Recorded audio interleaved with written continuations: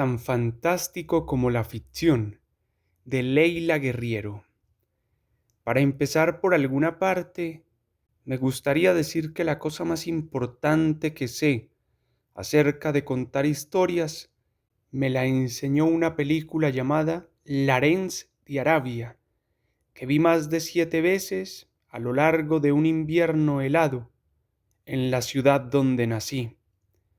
Yo tenía apenas 11 años y aquel invierno, mientras mis amigos jugaban o se iban a pescar, me encerré en el cine con obsesión de psicópata a ver 7 días, 7 veces, a razón de 4 horas por vez, esa película que llegué a conocer tanto como conocía los rincones de mi cuarto.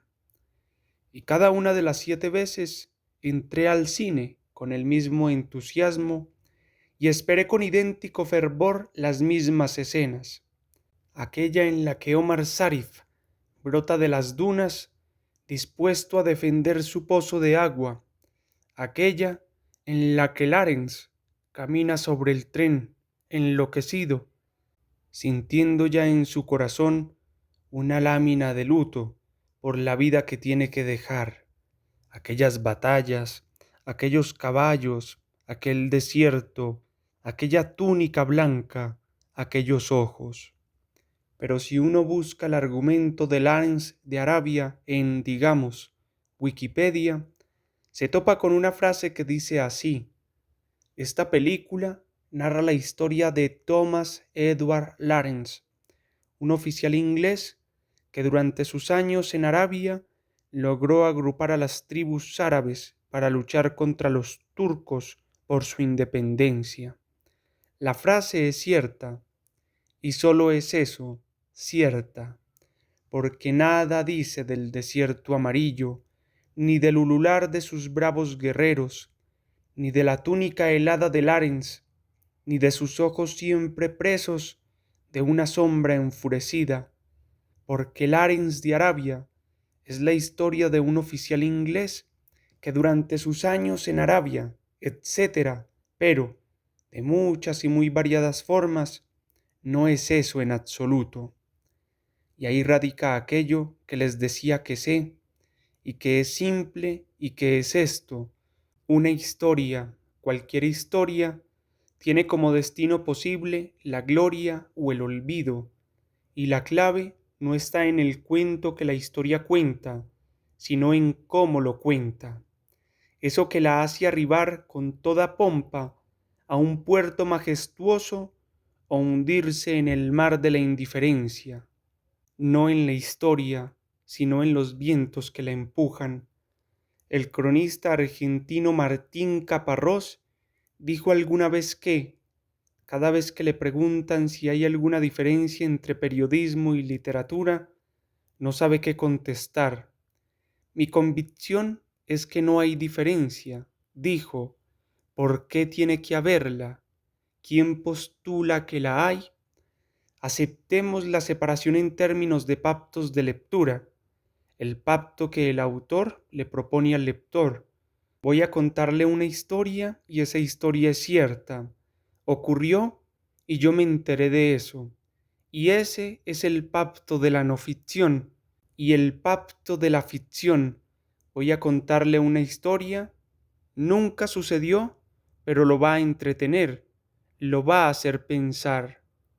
Pero no hay nada en la calidad intrínseca del trabajo que imponga una diferencia. Hablamos, claro, de crónicas sólidas que encierran una visión del mundo y se reconocen como una forma del arte, y no de pegotes amasados sin entusiasmo para llenar 2 columnas del diario de ayer. Estas crónicas toman del cine, de la música, del cómic o de la literatura todo lo que necesitan para lograr su eficacia: el tono, el ritmo, la tensión argumental, el uso del lenguaje y un etcétera largo que termina exactamente donde empieza la ficción, porque la única cosa que una crónica no debe hacer es poner allí lo que allí no está. Hace un tiempo Escribí la historia de un grupo de antropólogos forenses cuyo trabajo consiste en exhumar de fosas clandestinas restos óseos de personas ejecutadas por diversas dictaduras para identificarlos y devolverlos a sus familiares. La crónica empezaba así: no es grande, 4 por 4 apenas, y una ventana por la que entra una luz grumosa, celeste. El techo es alto, las paredes blancas sin mucho esmero. El cuarto, un departamento antiguo en pleno 11, un barrio comercial de la ciudad de Buenos Aires, es discreto. Nadie llega aquí por equivocación. El piso de madera está cubierto por diarios y, sobre los diarios, hay un suéter a rayas, roto, un zapato retorcido como una lengua rígida, algunas medias. Todo lo demás son huesos, tibias y fémures, vértebras y cráneos, pelvis, mandíbulas, dientes, costillas en pedazos. Son las 4 de la tarde de un jueves de noviembre. Patricia Bernardi está parada en el vano de la puerta. Tiene los ojos grandes, el pelo corto. Toma un fémur lacio y lo apoya sobre su muslo. Los huesos de mujer son gráciles, dice, y es verdad. Los huesos de mujer son gráciles. Apenas después, el texto revelaba que ese no era el cuarto de juegos de un asesino serial, sino la oficina del equipo argentino de antropología forense, que Patricia Bernardi era uno de sus miembros, y que los huesos esparcidos eran los de 3 mujeres, exhumados el día anterior de un cementerio de la ciudad de La Plata. Pero aun cuando ese párrafo tiene un tono calculado, una métrica medida, y cada palabra está puesta con intención, no hay nada en él que no sea verdad. Todo eso estaba allí aquel jueves de noviembre a las 4 de la tarde.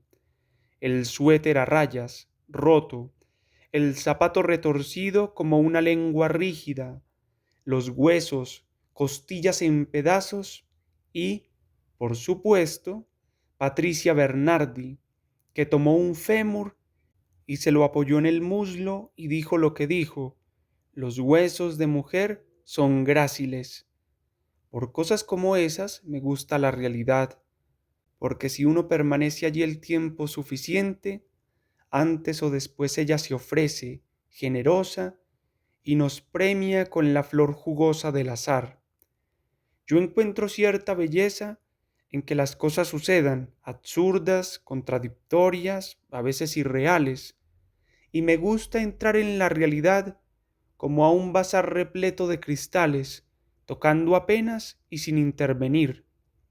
En 2006 publiqué un libro que se llama Los suicidas del fin del mundo, que cuenta la historia de Las Heras, un pueblo de la Patagonia Argentina donde, a lo largo de un año y medio, 12 mujeres y hombres jóvenes decidieron volarse la cabeza de un disparo o ahorcarse con un cinturón en el cuarto de su casa, o colgarse en la calle a las 6 de la mañana del día 31 de diciembre de 1999.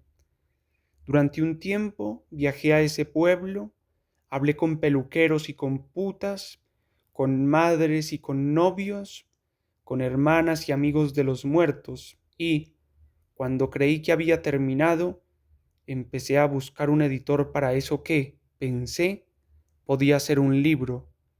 Muchos retrocedieron espantados ante tanto muerto joven, pero uno de ellos, con ojos luminosos de entusiasmo, me preguntó: ¿por qué mejor no lo escribís como si fuera una novela? No tengo ninguna respuesta para explicar por qué dije que no, salvo que, en el fondo, no le encuentro sentido a transformar en ficticia una historia que se ha tomado el trabajo de existir así, tan contundente, que cuando 12 personas deciden suicidarse en un año y medio en plena calle o en una casa de su mejor amigo, en fechas tan significativas como el día de cambio de milenio, en un pueblo petrolero con más putas que automóviles, no siento que mi imaginación pueda agregar a eso mucho. El libro, finalmente, fue publicado como una crónica y, aunque todo lo que cuenta es real, está plagado de recursos literarios, incluida su música de fondo, la chirriante música del viento. En su novela Las Vírgenes Suicidas, donde narra la historia de las 5 lesivas hermanitas Lisbon, el norteamericano Jeffrey Eugenides utiliza un recurso que enrarece el clima desde el principio y remite a la idea de corrupción y podredumbre de las cosas vivas.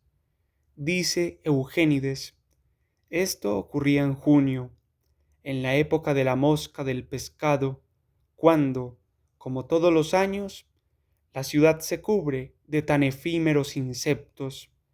Se levantan entonces nubes de moscas, de las algas que cubren el lago contaminado y oscurecen las ventanas, cubren los coches y las farolas, y cuelgan como guirnaldas de las jarcias de los veleros, siempre con la misma parda ubicuidad de la escoria voladora. Yo no tenía las moscas del pescado, pero tenía el viento. En los días de viento, y eso es casi siempre, en las eras no se puede salir a la calle. En esos días puertas y ventanas trepidan con temblores frenéticos, y los habitantes permanecen encerrados, sitiados por el aullido de esa fuerza maligna. Madres y novias, hermanos y amigos de los suicidas, hablaban con odio y con temor de eso que doblegaba a la ciudad con alaridos de bruja y la envolvía como un presagio ominoso. El viento, decían, es peor que nada, peor que la soledad, peor que la distancia, peor que el frío y que la nieve. A la hora de escribir, pensé que tenía que reproducir ese clima enloquecido y lograr que el viento se levantara del libro como un enjambre. Así, en las primeras páginas, el viento sopla tímido, balanceando apenas el ómnibus que me llevaba a las eras. Un poco más adelante arroja ceniceros al piso, se cuela por las endijas, empuja polvo hasta el fondo de la garganta de las casas. Al final, el viento ya es un monstruo negro, una bestia con voluntad propia. Afuera, dice el libro, el viento era un siseo oscuro, una boca rota que se tragaba todos los sonidos, los besos, las risas, un quejido de acero, una mandíbula. Si todo texto está afinado en un tono, yo quiero pensar que los suicidas del fin del mundo está afinado en el chirrido del viento, y no por gusto ni por capricho, sino para pintar sobre su alarido interminable un pasado de sangre y un presente de horror en el que todo, las muertes, la pura desgracia, los suicidios, seguían sucediendo, porque aun cuando fuera un personaje, aun cuando fuera una metáfora, un puro recurso literario, el viento no era, no podía ser un adorno. El viento era, tenía que ser parte de la información. En su libro El empapado Riquelme, la historia de un hombre que sube a un tren, pero nunca llega a destino, y cuyos huesos aparecen en el desierto de Atacama medio siglo más tarde, el chileno Francisco Mouat dice que, para escribirlo, leyó a Paul Auster, a Richard Ford, a Juan Rulfo, a Kafka. Todas estas lecturas, dice Mouat, están desparramadas por este libro y tienen mucho que ver con estas páginas.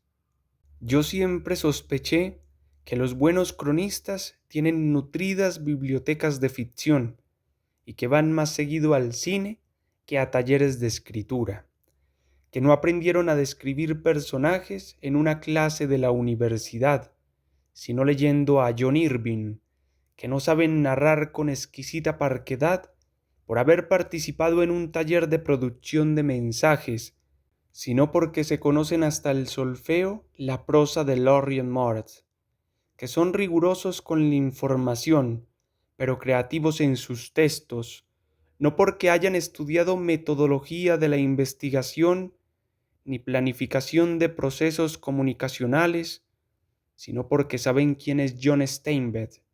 Y pienso todas esas cosas porque en los grandes cronistas encuentro ecos de Richard Ford y de Scott Fitzgerald, de Góngora y de la Biblia, de José Martí y de Gonzalo Rojas, de Flaubert y de Paul Bowles, de Salinger y de Alice Munro, de Nabokov y de Pavés, de Bradbury y de Martin Amis, de Murakami y David Foster Wallace.